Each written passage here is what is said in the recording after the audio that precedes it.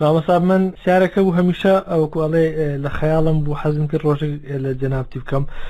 تۆ لە پاڵ ئەوەی کە لە بواری فکری و ئوسوڵ و عەقیدە قسەت هەیە و نووسینت هەیە و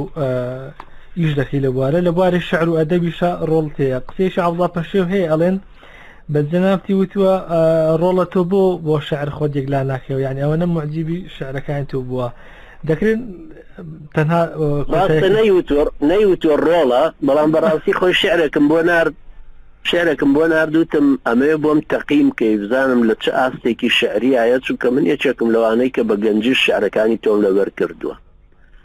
دوایی بۆم نووسی بوو بەڵام من هەر ئەو کرێکارم کە ئێستا بە ناوی تیرۆریستی و ئەوەندە ناوم لێ ئەعلامەکانە هێنرێ دوایی وەڵامەکەی بۆ نووسی بوومەوە شعرەکە زۆر ئاستێکی بەرزە بەڵام بەڕێی من واز لە هەموو شتێبێنی هەر بەردەوامی لە شعرەکە باش ئەوە حادیسەکەی تۆ دوو دیوانم تەیە ئەیس بەرهەمی دیکە دەبێت دەبواری ئەدەب واللهی بەرهەمەکان من خۆم لە احتیمامدان بە کتێبی خۆم و بەرهەمی خۆم زۆر سست و ساردم یعنی من ئەوەندە نازانم ئەوە یەکێکە لەو خاڵە زوعفانەی خۆم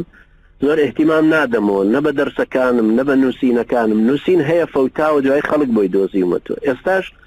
شعرەکان یەکێک هەمووی کۆ کردوونەتەوە هەموو شعرەکانەوەی کە بڵاو کردوتەوە هەمووی کۆ کردوونەتەوە ڕەنگە نزیکی 500 لاپەڕە زیاتر ببن وتیشی چاپیەکەم بەس هەر ڕازی نەبوو متم باشە مراجعەیەکەمەوەی تر زیاتر لە 3 ساڵیشی پێچوارە لەم دەی باشە مراجعەیەکەم هەر بۆم نەکرایەوە